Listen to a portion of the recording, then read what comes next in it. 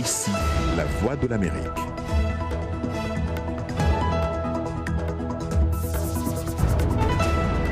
Mesdames, Messieurs, bonsoir. Bienvenue dans Le Monde. Aujourd'hui, on commence par les titres de ce journal.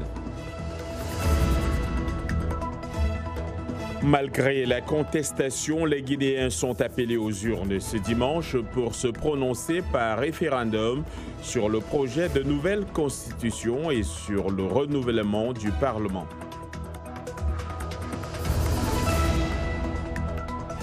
Dans ce journal, nous irons au Salon de l'agriculture à Paris où le Sénégal est venu faire la promotion des produits locaux avec en toile de fond l'enjeu du réchauffement climatique.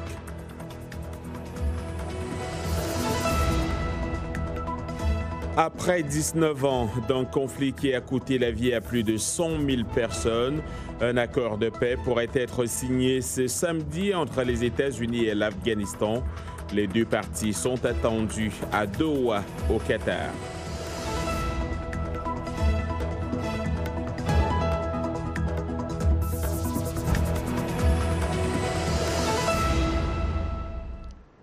Bonsoir. Le pouvoir en place à Conakry appelle les Guinéens à se prononcer par référendum dimanche sur un projet de nouvelle constitution et le renouvellement du Parlement. Ce référendum et ces législatives voulues par le président Alpha Condé font l'objet d'une puissante contestation.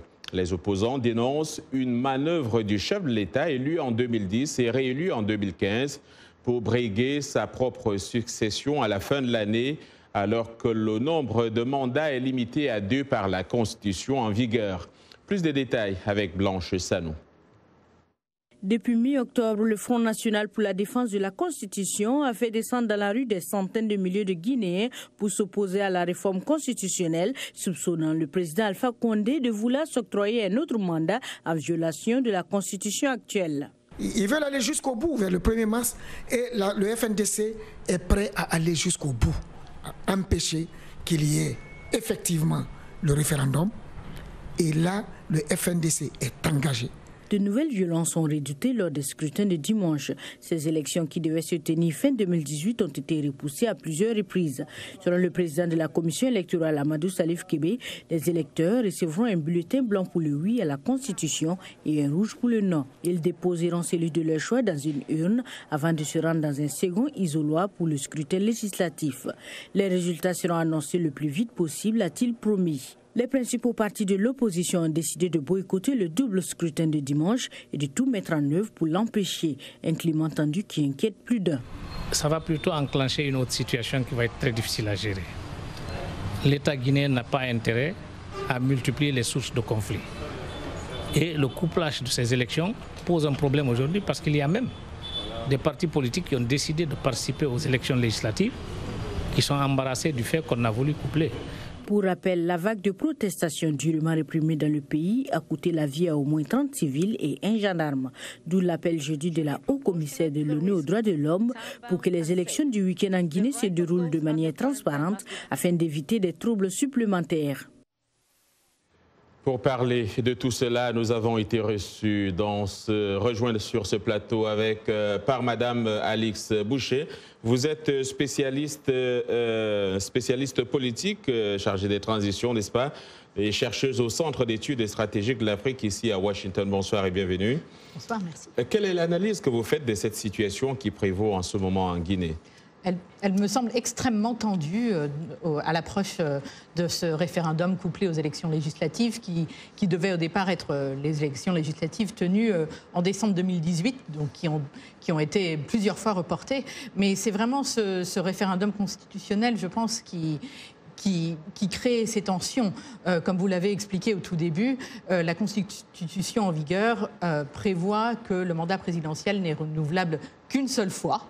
Et il semble de toute évidence que le président Alpha Condé veuille changer la Constitution pour remettre à zéro le compteur de ses mandats et pouvoir se représenter en décembre 2020. En tout cas, c'est l'intention qu'on lui prête. Alors, la haut-commissaire de l'ONU aux droits de l'homme, Michelle Bachelet, a souhaité que ces élections qui sont prévues s'organisent dans la transparence. Est-ce que cela est possible ?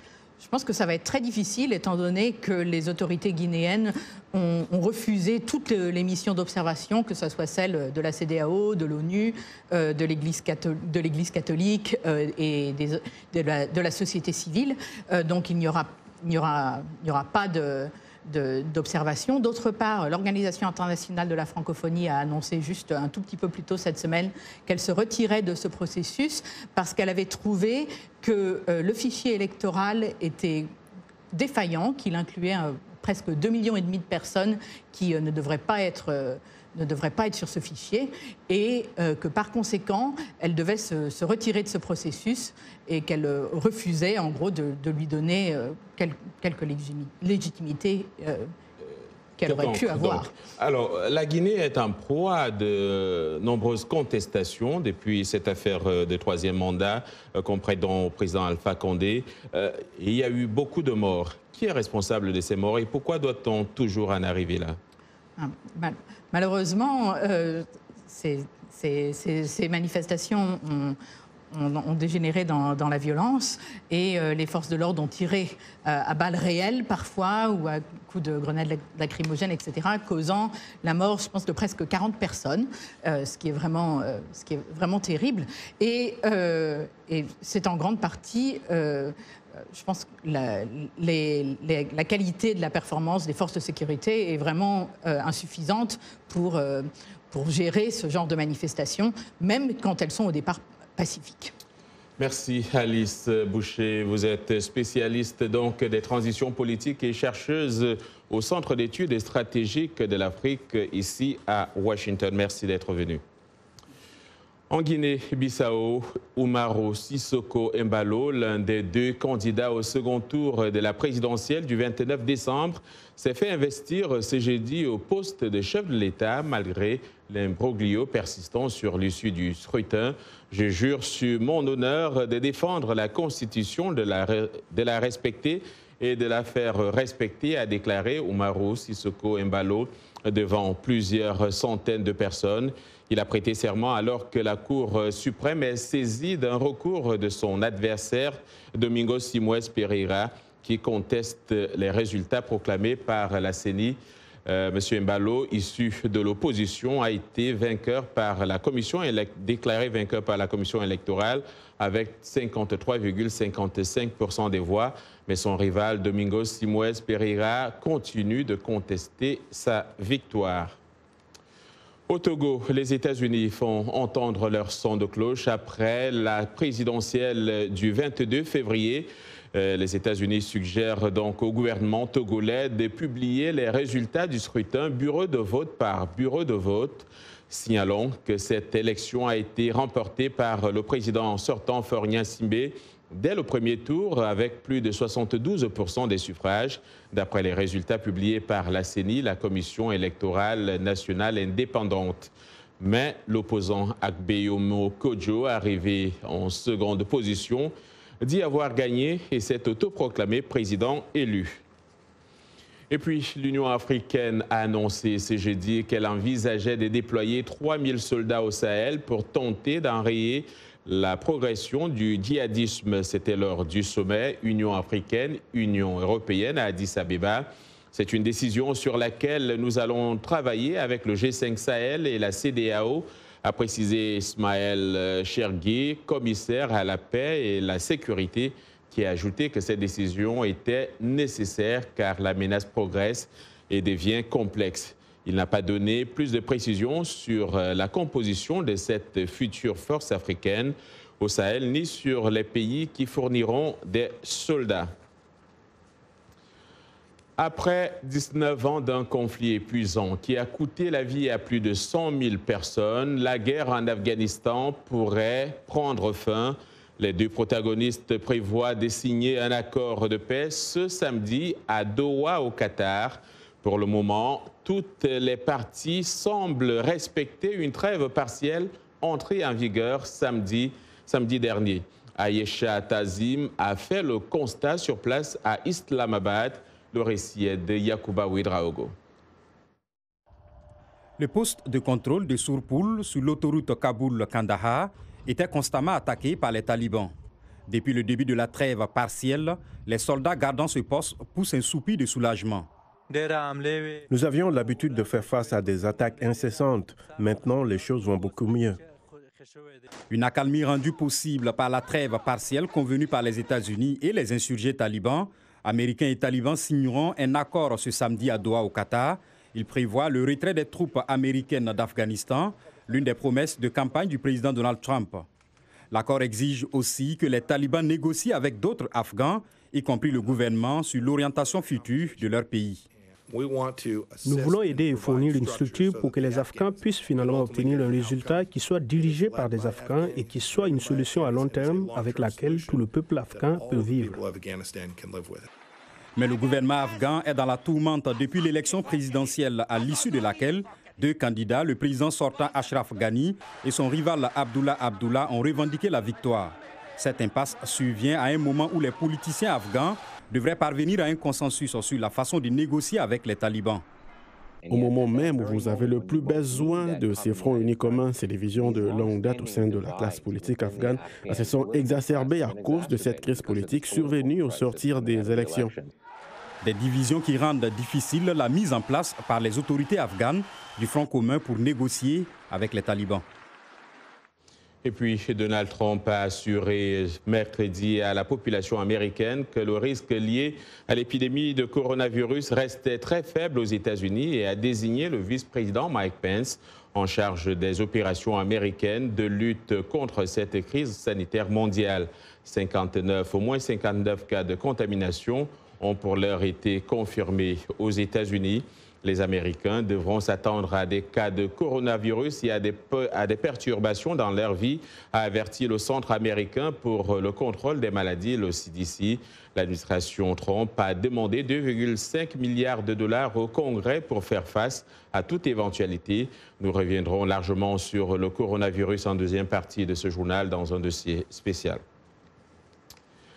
Le 57e Salon de l'agriculture de Paris, qui s'est ouvert samedi au Parc des Expositions de la Porte de Versailles, se referme dimanche 1er mars. Des dizaines de pays sont présents. Parmi eux, le Sénégal. Le pays vient faire la promotion des produits locaux avec en toile de fond l'enjeu du changement ou plutôt du réchauffement climatique. Le reportage sur place est signé de notre correspondante Hélène Locker.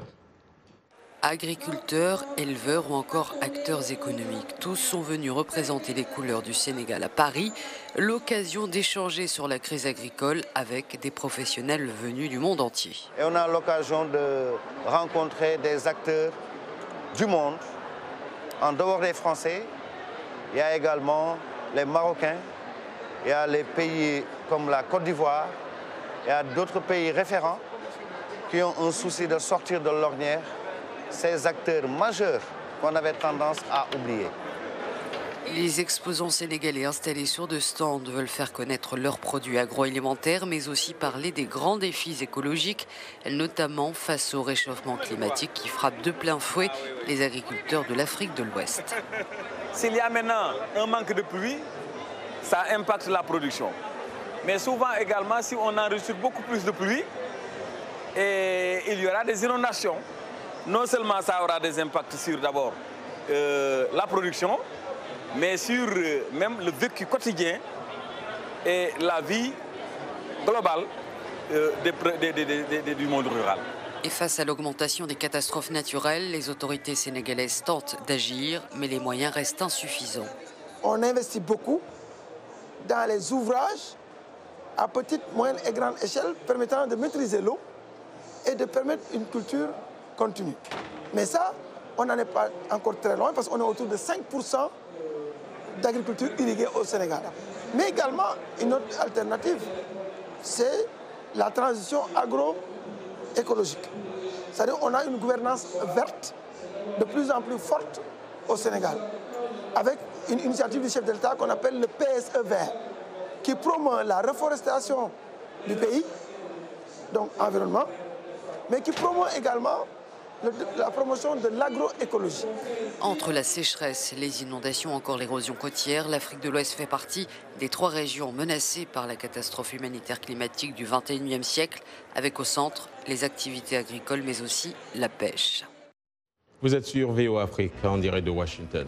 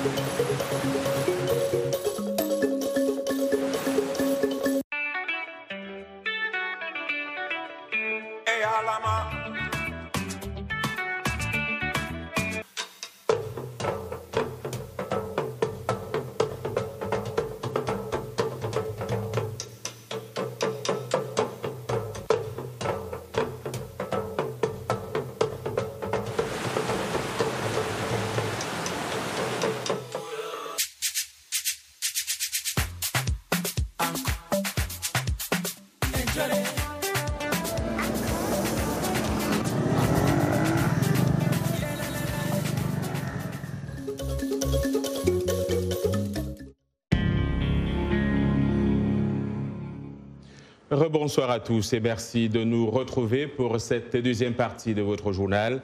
Une seconde partie que nous avons choisi de consacrer à l'épidémie du coronavirus.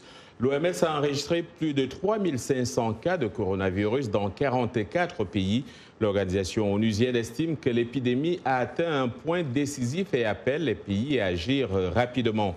Pour en parler, Mouamadou Oumfa est avec nous sur ce plateau. Mouamadou Oumfa, bonsoir. Salut John. Alors, que peut-on dire de la situation de l'épidémie du coronavirus à ce jour? Oui, effectivement, John, comme tu le disais, lors d'un point de presse ce matin à Genève, le directeur général de l'Organisation mondiale de la santé, lors de son point de presse, a déclaré que la situation épidémiologique a atteint un point décisif. Alors, voici un bilan de la situation selon les données fournies par l'Organisation mondiale de la santé et compilées par l'agence France Presse. Regardez, la Chine a atteint plus de 78 000 cas. C'est le pays le plus touché jusqu'à présent. Le pays qui suit la Chine, après la Chine, c'est la Corée du Sud. Évidemment, l'épidémie se propage rapidement. Il y a l'Italie. L'Italie, c'est le pays européen qui cristallise toutes les attentions parce que c'est le troisième pays le plus touché par l'épidémie. On parle de plus de 400 cas à ce jour. Au-delà de l'Asie et de l'Europe, il y a aussi l'Afrique, l'Afrique qui est touchée. Il y a un cas qui a été enregistré en Égypte, comme je vous le disais la semaine dernière. Et ce matin, l'on a appris qu'un autre cas a été recensé dans un autre pays. Il s'agit de l'Algérie. Donc, il y a deux pays qui sont désormais touchés sur le continent africain. Et donc, comme on le voit, l'épidémie se propage assez rapidement au-delà de la Chine. Et chaque pays prend des précautions, des mesures drastiques comme celle de l'Arabie Saoudite qui a suspendu l'entrée des pèlerins sur son territoire. Et le Japon qui prévoit de fermer temporairement ses écoles à partir de lundi. Alors, dans un contexte de psychose et d'idées reçues autour de la maladie et du virus, nous vous proposons cet élément de Claire Morin-Gibou sur les conditions de transmission du coronavirus. Regardez. Le coronavirus peut se transmettre entre les êtres humains par voie respiratoire et par contact physique. Par exemple, si quelqu'un tousse ou postillonne, les contaminations sont plus fréquentes dans le cercle familial ou à l'hôpital, ou si l'on se trouve à moins d'1 mètre de la personne malade qui éternue sans protection. Vous pouvez également être infecté en touchant une surface contaminée, puis si vous touchez ensuite votre bouche, votre nez ou vos yeux. La diarrhée peut être une voie de transmission secondaire. Rien n'indique que le coronavirus se transmet par les relations sexuelles. La durée de vie du virus hors de l'organisme n'est pas encore connue. Rappelez-vous des gestes essentiels. Lavez-vous les mains régulièrement. Éternuez ou toussez dans le creux de votre bras ou dans un mouchoir en papier qu'il faut jeter ensuite. Évitez tout contact proche avec les personnes qui toussent, qui éternuent ou qui ont de la fièvre. Voilà ce qu'on peut dire pour l'instant. Je crois qu'on va prendre la direction de Brazzaville pour rejoindre le docteur Michel Yao. Michel Yao, vous êtes là avec nous. Bonsoir. Bonsoir, je suis avec vous. Alors, est-ce que le continent est prêt à faire face à l'épidémie? Si oui, quelles sont les mesures qui doivent être prises? Je dirais plutôt que les moyens sont en train d'être mis en œuvre pour que le continent puisse faire face. Il y a des avancées, mais il y a aussi beaucoup qui reste à faire, notamment dans la prise en charge des patients. Les capacités restent très limitées. S'il s'agit de patients qui souffrent de formes sévères, on a besoin de structures de réanimation et de soins intensifs. Et la capacité est très limitée dans la plupart des pays d'Afrique. Et donc, c'est une capacité qu'il faut rapidement mettre à niveau et envisager des scénarios de prise en charge par certains partenaires comme des ONG, comme dans le cas de l'épidémie à Ebola que nous avons notamment en RDC. Donc, il y a des progrès en termes de laboratoires. Nous étions à 2 laboratoires il y a 10 jours. Maintenant, nous en sommes à 29 pays qui peuvent confirmer.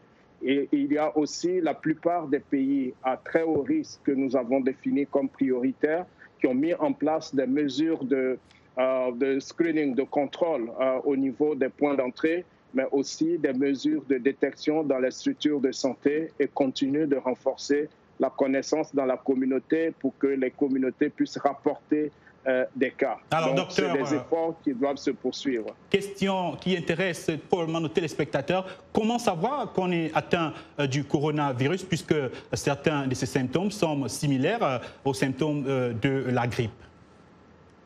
Je veux dire, sur la base des symptômes, il est très difficile de dire, à moins qu'il y ait une épidémie à large échelle. Et donc, les signes ressemblent, à s'y méprendre, aux signes de la grippe. La seule confirmation peut se faire par laboratoire, ou bien s'il y a un lien évident de la personne avec une autre personne contaminée. Donc, pour le moment, les cas suspects sont définis sur la base de non seulement des symptômes, mais aussi de leur historique de voyage, de leur historique de séjour dans une zone qui rapporte déjà des cas positifs. Alors, docteur Yao, vous restez avec nous. Nous allons en Chine où tout a commencé et où de nombreux étudiants africains sont toujours coincés ou mis en quarantaine. C'est le cas de Kat Mahamoul, étudiant d'origine congolaise. Bonsoir, monsieur. Bonsoir, monsieur. Alors, comment vous vous portez, vous et vos autres camarades? Actuellement, la situation qui se passe ici est un peu catastrophique, vu que nous sommes dépourvus de sorties dehors. Donc, on passe toutes nos journées enfermés dans nos chambres, dans nos appartements pour ceux qui vivent dehors, dans des dortoirs pour ceux qui vivent à l'école. Donc, c'est vraiment une situation qui est compliquée et difficile, et une expérience qui n'est pas bon à souhaiter. Alors, vous dites que vous vivez, vous êtes chez vous. Est-ce que vous pouvez nous décrire votre quotidien? À quoi est-ce qu'il ressemble?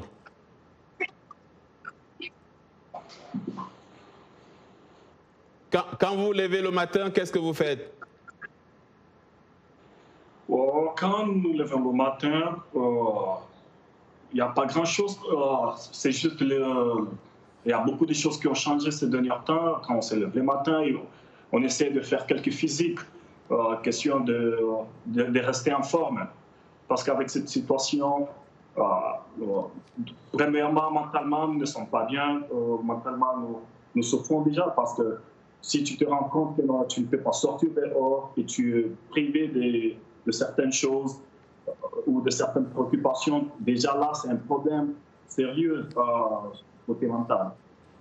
Voilà, merci Kat Mahabal. Je crois que Mohamedou, on va prendre quelques réactions oui. Nous de avons Facebook. reçu beaucoup de réactions et des questions sur Facebook. Il y a par exemple Fiston Semi qui est à Kinshasa en RDC. Il nous a demandé d'où est-ce que vient le virus, le coronavirus, et qu'est-ce qui est à l'origine de cette maladie. Nous allons répercuter la question au docteur Yao. Docteur Yao, est-ce que vous pouvez nous dire quelle est l'origine de ce virus?